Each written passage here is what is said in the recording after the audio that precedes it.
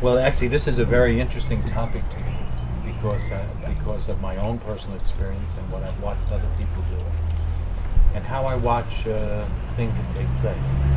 In a sense, we can take the word Black magician and put it on the side, and we can look at manipulators. There are manipulators, but the news media manipulates.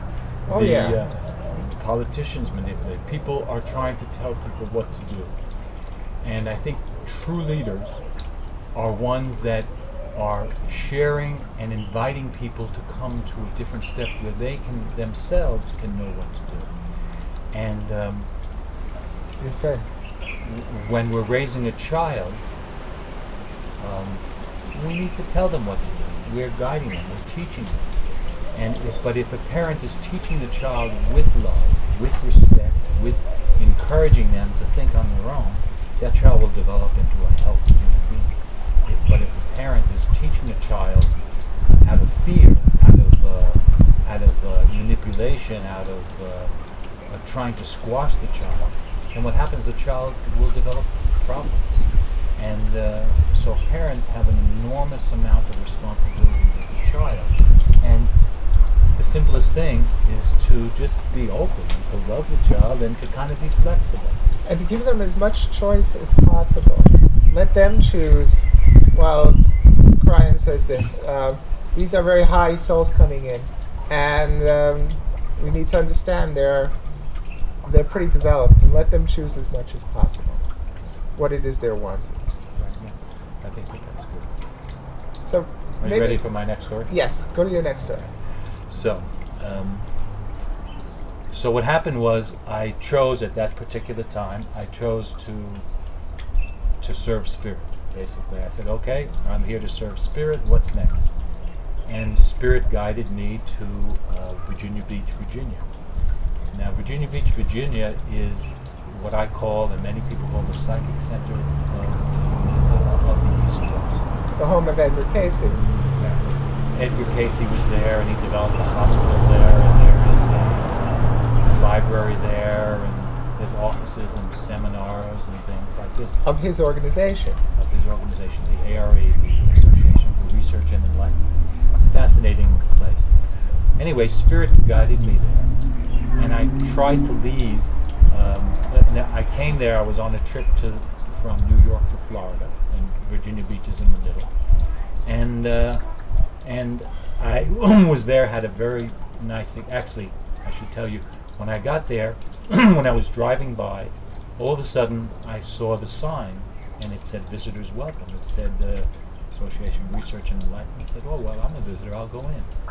And as soon as I went in, I saw a picture of Edgar Casey. He had passed away, obviously.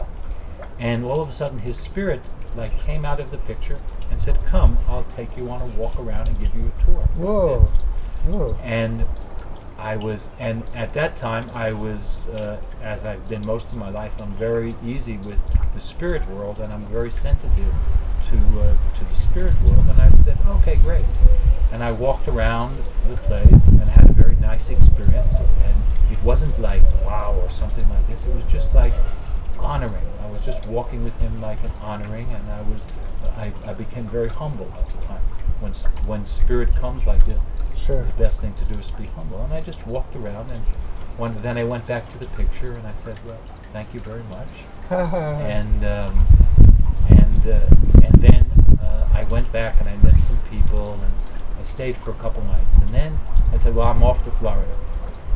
And then I drove half an hour, and Spirit said, go back. Whoa. And I couldn't, and then I went back. This same thing happened the next day. But the third day, I needed to leave. I needed to go visit my parents in Florida. I needed to complete something. And, but then I knew that I had to go live there. So I returned to Virginia Beach. And I lived there for 10 years. And I learned, and I needed to learn about myself, because I had always been fairly psychic or telepathic, and I just needed to develop it. And it wasn't through the books that I read, which I read many from the library there. It wasn't through the seminars, and I went to many of them. it was through the people I met. And I think that the way we develop our psychic is through other people that are psychic and how they use it differently than we do. Like you use your psychic differently than I do. And so I learned from it. Okay? And that's the best way. And it's not like you tell me. It's like I experience it with you. I watch you. I'm with you. And I say, oh. And all of a sudden it opens up. When you say the psychic, do you mean my psyche, which is sort of the mind, or the intuition, or what do you mean? It means the intuition. It means the perception. Okay. The deep perception. Okay. And that develops because it's part of the mind, it's part of the heart, it's part of the emotion. Both of them are together.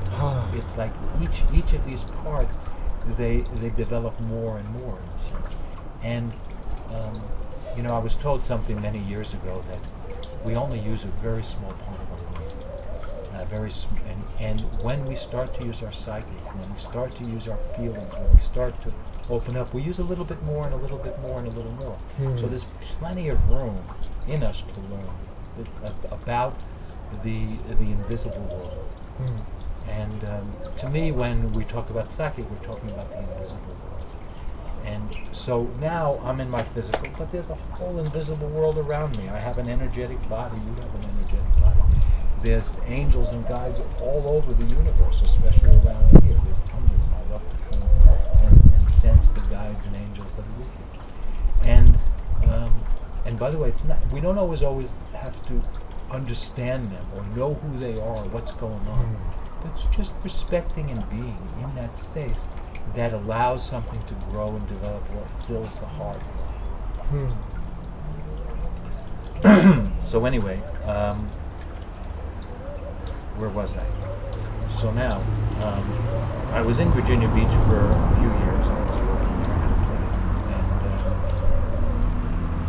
and I was driving down the road, and all of a sudden, the voice of this black magician and the experience came into me.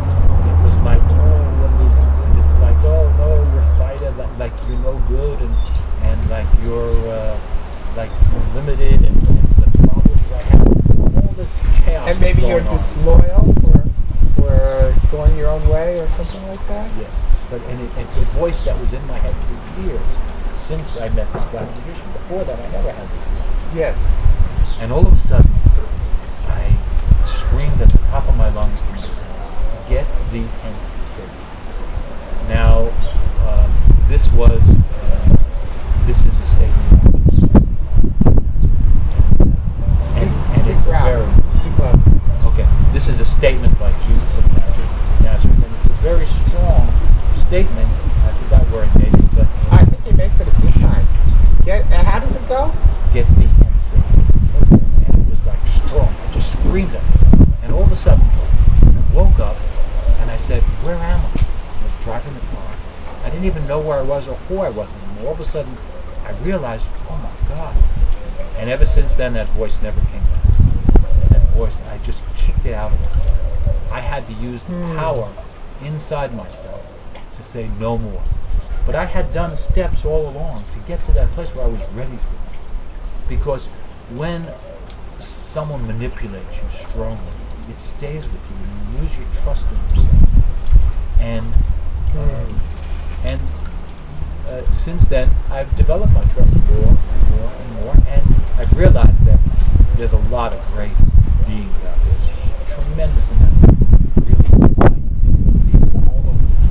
Some of them are my friends, and that we're learning all of them.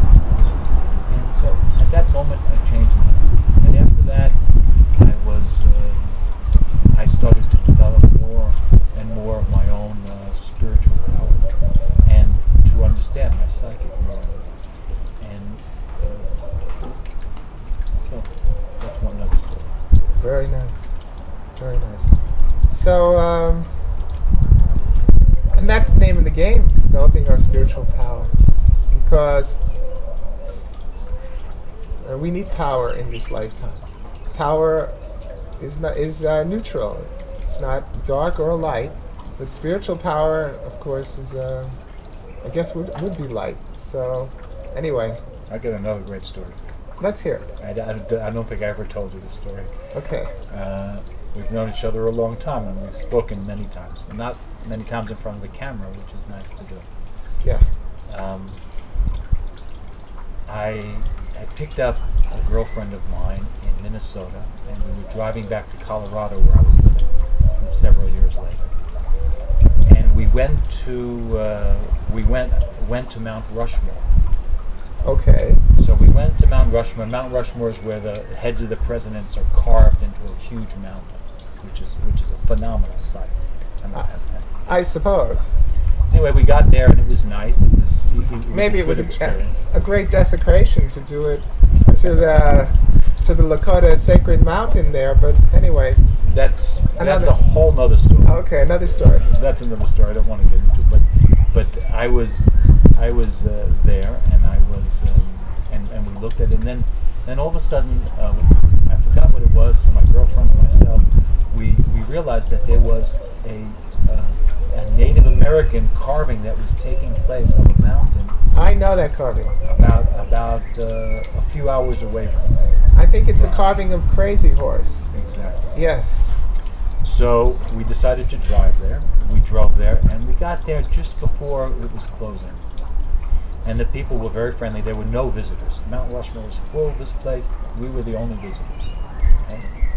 And there was, you could see in the distance the carving that was taking place, and then which is still taking place, I believe. Yes. Yes, it's a huge project, and again, a desecration or not, I don't know. I don't know about that. Maybe not. But maybe that one not. But anyway, go ahead. Well, maybe not, but it's reality. If the Lakota approve of it, in any case, yes. Anyway, so there is a longhouse there, and which was a museum. Okay. Made out of wood. And they told us, well, we can go into the museum for a little while.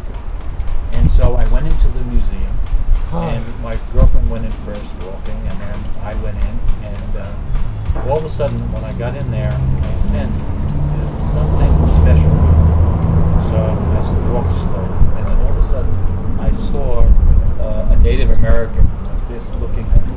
Maybe it was Crazy Horse, I'm not even sure who it was, looking really intensely. And I looked at him, and his spirit came and joined me. He didn't. Wait. Not a physical man, a spirit body. Spirit body came and joined me, and said, "Let me take you around the museum." Similar to my experience. Easy, Yofi, wow. So I started to, and I was okay, and I walked around, and we looked at the pictures together, and I was very I was honored, and I sensed I was in a very holy place with a very holy being that was there. And I walked around and I looked at the pictures very gently.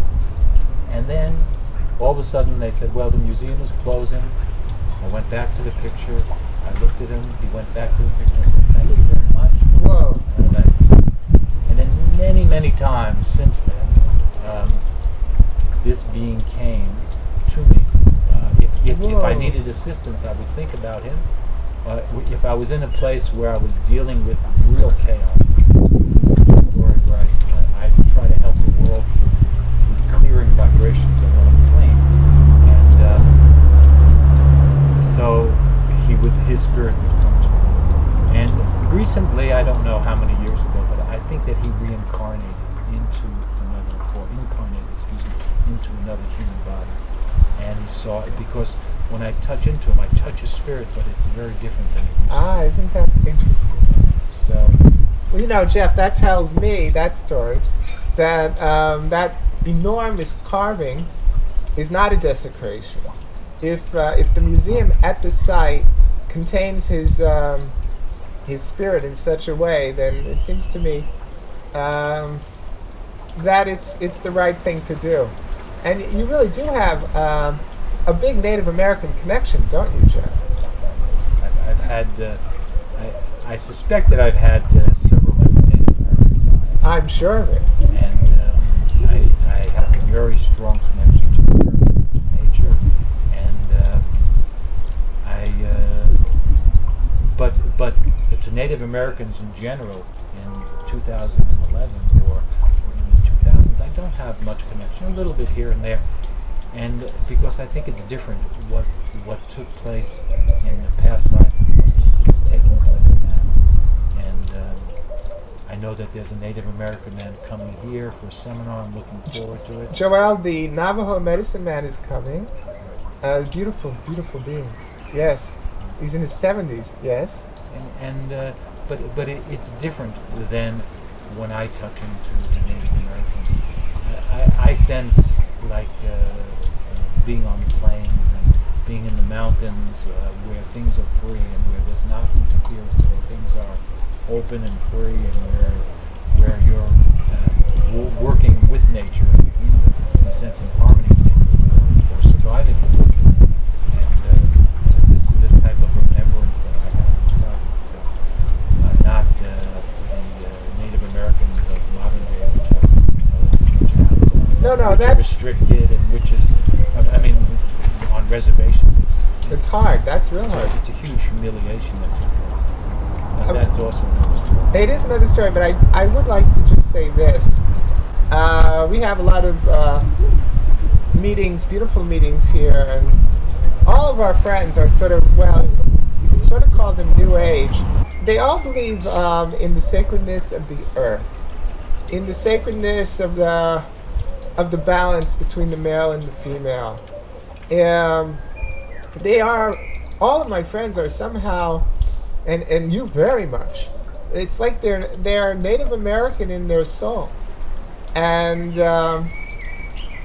I think they're like, I've read about this idea of the Rainbow Warrior, which are Native American, in essence, beings or souls that have incarnated in let's say, white bodies, and but their spirits and their souls sing a song of loving the earth and loving all life, and they're bringing the change to the world. And I see these people all the time, and I think there are millions and millions of them. And I think that in reality, the Native American way is winning and is bound to win. And all the difficulty that's on the reservation, it's just a temporary phase, and that is being healed, and that the world is changing very, very fast to a true spirituality, which is very, very similar to the best of the Native American traditions. In Arabic, they say "Anshallah," which means from your mouth to God's ear. And I think that basically I would love to see this take place, and I think that this is taking place. It's slow, but it's steady. And I think that our world is waking up more and more to light, what I call light, to spiritual peace, and it's happening one person at a time. And hopefully this video will assist one more person to take one more step towards their own true spirituality. Because as we retake our power, we participate in that process. And human beings are amazing. They're just amazing. Living in physical bodies, that's just amazing. What we are. We're spiritual beings, and it's a privilege to be on earth. And I think that maybe to conclude this video, I would just reemphasize that it's really a privilege to be in human form and to be allowing the spirit to develop, our spirit to develop more and more, and to be able to share our spirit with others without fear, in love, in respect.